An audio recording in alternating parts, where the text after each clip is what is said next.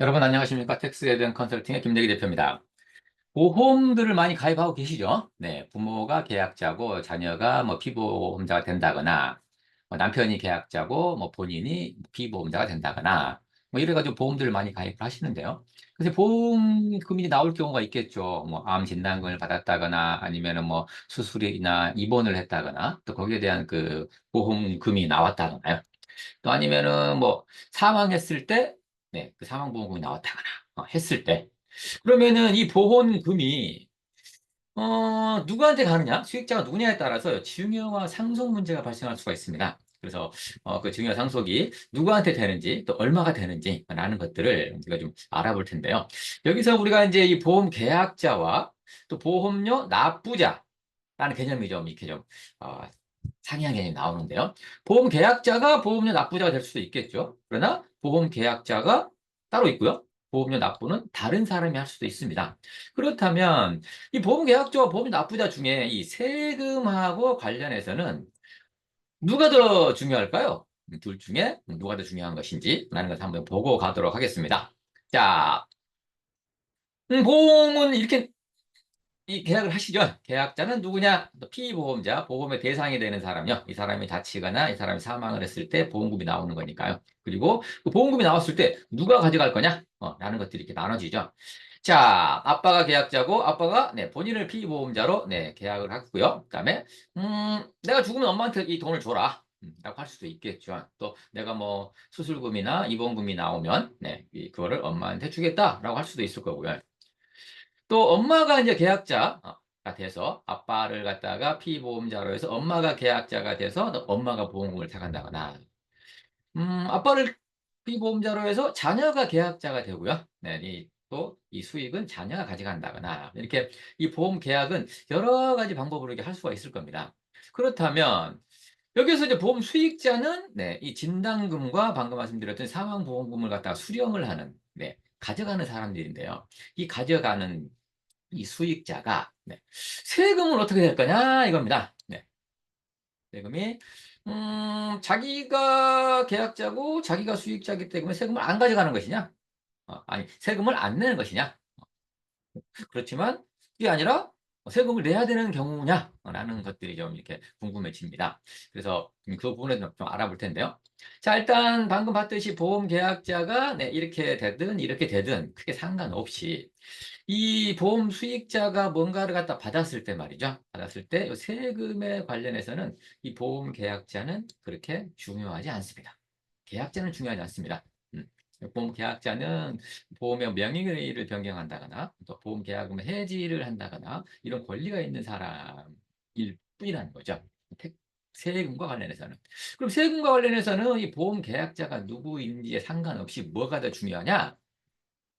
보험료 납부자가 누군가가 가장 중요합니다. 보험료 납부를 누가 했냐? 보험 계약자는 아빠가 될 수 있으나 네, 보험료 납부는 엄마가 납부할 수 있겠죠. 보험료 계약은 엄마가 했으나 직장을 다니고 있는 자녀가 보험료를 납부할 수 있을 겁니다. 이렇게 보험료 납부자가 누구냐에 따라 달라집니다. 이 보험료 납부자가 네, 음, 누구냐가 결정이 되고요. 그러면 이 진단금과 사망보험금을 누가 가져가느냐? 이겁니다. 엄마가 납부해서 엄마가 가져갈 수도 있겠죠. 근데 엄마가 납부했는데 자녀가 가져갈 수도 있을 겁니다. 네. 주문되는 거니까요.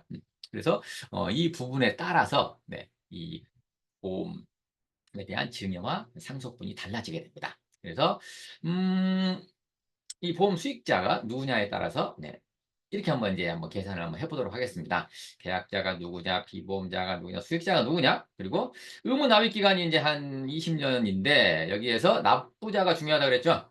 어, 부모와 자식들이 어떻게 내느냐에 따라서 이 환급금이라든가 진단금에 이 보험금이 나왔을 때 납부자별 수령할 보험금이 달라지게 되고요. 그래서 이 돈이 아버지 돈인데 아버지가 안 가져가고 이 어머니하고 아들한테 줬다 이겁니다. 그러면 증여에 해당이 되느냐 안 되느냐? 라는 부분들을 같이 좀 알아보자는 것이죠. 자, 그렇다면 이걸 한번 같이 한번 보겠습니다. 자, 방금 말씀드렸던 자, 계약자는 아버지라고 가정을 해보고요. 그다음에 피보험자는 네, 아버지를 대상으로 해보겠습니다. 그리고 아버지가 인제 살아계실 때 인제 뭐 이렇게 암 진단금이라든가 아니면 수술 급여라든가 입원 급여라든가 뭐 이런 것들이 나오면요. 실손보험금이라든가 뭐 이런 것들이 나오면 아버지가 가져가게끔 했다라고 인제 계약을 맺었어요. 그리고 아버지가 사망했을 경우에는 법정 상속인한테 가도록 이렇게 만들어 놨다라고 가정을 해 보겠습니다. 그랬을 때 자 볼까요? 의무 납입 기간은 뭐 한 20 년? 20 년으로 가정을 해 보겠습니다. 자 그런데 이 계약자인 아버지가 이 중에 20년 의무 납입 기간 중 아버지가 20 년을 다 냈다라는 가정해 볼까요? 자 다 냈는데 이제 환급금의 진단금 뭐 암 진단금이 뭐 한 3,000,000원 나왔습니다. 자 그럼 어떻게 됩니까? 아버지가 다 냈기 때문에 이 3,000,000원은 네 아버지가 냈기 때문에 아버지가 가져가야만 합니다. 그래서 납부자별 수령할 보험금 아버지가 3,000,000원을 가져가야 되는데 실제로 받아가는 사람이 아버지가 아니라 엄마한테 줬다 이거를. 그러면 아버지가 보험료를 납입을 했는데 엄마한테 가는 거 아니겠습니까 보험금은. 그랬을 때 증여문제에 해당이 되느냐? 네 증여에 해당이 돼 버립니다. 왜? 아버지가 이걸 냈으니 이 돈은 아버지여야 거여야만 하는데 아버지한테 안 가고 엄마한테 가 버렸기 때문에 엄마는 이 3,000,000 원씩 본인이 부담한 게 하나도 없죠. 3,000,000원 전체가 증여에 된다는 겁니다. 어머니한테 뭐 2,000,000 원이 가고요. 아들한테 2,000,000 원을 줄 수도 있겠죠. 그러면 엄마도 2,000,000 원, 아들도 1,000,000 원 이렇게 증여에 해당이 된다. 증여세를 내셔야 된다 이겁니다. 근데 물론 이제 뭐 증여세상 공제라든가 뭐 이런 것들 갖다가 인제 확인하면 되겠죠. 자 그런데 자 의분할게 20 년인데 아버지가 10 년을 냈다고 가정해 보겠습니다. 아버지가 10 년을 냈고 인제 아들이 직장을 다녔던 모양입니다. 직장을 다녔는데 아들이 10 년을 냈다 지 돈으로 라고 했을 때 요 3,000,000 원을 받았다고 가정해 보겠습니다. 그러면 아버지가 가져가야 할 몫은 1,500만 원이고요. 네 아들이 가져가야 될 몫은 1,500만 원입니다. 그런데 이거를 아버지가 본인이 뭐 안 가져가고요. "야 아들 너가 다 가져가라." 이렇게 할 수도 있겠죠. 네. 그래서 아들이 다 가져갔을 경우에는 증여에 해당이 됩니다. 왜? 아들의 몫은 1,500만 원인데 지금 이 3,000,000원 중에 3,000,000 원을 다 와버렸단 말이에요. 그러면 본인의 몫 1,500만 원을 뺀 나머지 2억 1,500만 원이 증여가 된다라고 하는 것입니다. 자, 이걸 좀 약간 달리 해 볼까요? 그러면 자, 아버지가 15 년을 납입을 하고요. 아들이 한 5 년만 납입을 했다라고 가정해 보겠습니다. 그렇다면은 이게 3,000,000 원을 탔을 때 아버지가 자 음 2,250만 원을 타야 되겠죠. 아들은 750만 원을 타야만 하고요. 네. 그래서 아들이 인제 750만 원만 가져와야 하나 아들한테 다 줬다 그러면 아들은 750만 원을 뺀 나머지 2,250만 원은 증여로 본다라고 하는 것입니다. 자 쪼끔 더 늘려 볼게요. 이거는 30년 납입을 했다고 치고요. 아버지가 15 년을 부었고 엄마가 한 5 년을 부었다고 가정해 볼까요? 아들이 한 10 년을 부었다. 어. 근데 이제 이 만약에 아버지가 돌아가셨다고 가정해 보겠습니다. 돌아가셨는데 사망보험이 2억이 나왔다라고 가정을 해 보겠습니다. 2억이 나왔다. 그렇게 가정을 했을 때 자 이거는 지금 아버지가 15 년, 어머니가 5 년, 아들이 10 년을 냈기 때문에 이 2억 원도 이렇게 나누어집니다. 아버지는 절반을 냈으니까 1억을 가져갈 거고요. 네. 그리고 6대 3으로 가져가는 거네. 어머니와 아들은 이렇게 3,300만 원, 6,600만 원 이렇게 가져가게 된단 말입니다. 근데 인제 아버지는 인제 돌아가셨겠죠? 그리고 어머니와 아들이 이렇게 나중에 인제 이거는 인제 뭐 어떻게 가져가든지 간에 본인들이 인제 가져가면 되는 것이고요. 이 중에 만약에 뭐 아들한테 줬다 그러면 또 증여 문제는 또 발생을 하겠죠. 그랬을 때 근데 이 1억 원은 뭡니까? 아버지가 사망을 했기 때문에 1억 원은 뭐 법정 상속인한테 이렇게 갈 거 아닙니까? 그래서 1억 원은 상속재산으로 들어가게 됩니다. 네. 자, 그래서 우리가 방금 이 계약자가 누구냐에 상관이 없이 그리고 수익자가 누구냐에 상관이 없이 계약 자가 누구냐에 상관없지만 보험료를 누가 납부했냐?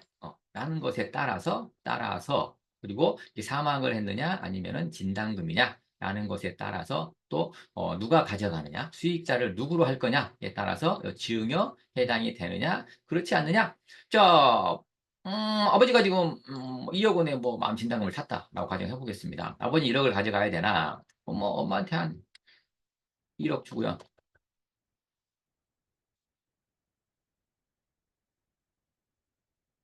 그러면은 이제 10억을 줘버렸네요. 자, 1억을 줬을 때 엄마가 가져가야 될 뭐 3,300만 원을 제외한 나머지 금액은 증여로 간다 이겁니다. 또 아들한테 또 뭐 1억을 줘볼까요? 그러면 아들한테도 네, 3,300만 원이 가겠죠. 네, 이런 식으로 네, 나누어지고 각각의 증여세를 부담을 해야만 한다라고 하는 것입니다. 그래서 오늘 보험금과 증여 및 상속, 물론 이제 여기서 이 보험료 납부자들은 이 소득이 있는 사람으로 한정했습니다. 소득이 있는 사람들이 자기의 소득으로 납부를 했을 때로 한정을 했는데요. 그렇다면 이런 경우도 발생할 수 있겠죠. 자, 증여를 받았다. 증여를 받아 소득이 없는 사람이 증여를 받아서 이 보험료를 납부했을 때 나중에 어떻게 이 증여와 상속 문제가 발생을 하고 또 증여 재산가액과 상부재산가액 어떻게 계산이 되는지 다음 시간에 자세히 알아보도록 하겠습니다. 자, 오늘 이 동영상이 도움이 되셨다면 네, 좋아요, 알람, 네, 그리고 구독 부탁드리겠습니다. 다음에 더 좋은 컨텐츠로 찾아오겠습니다. 감사합니다.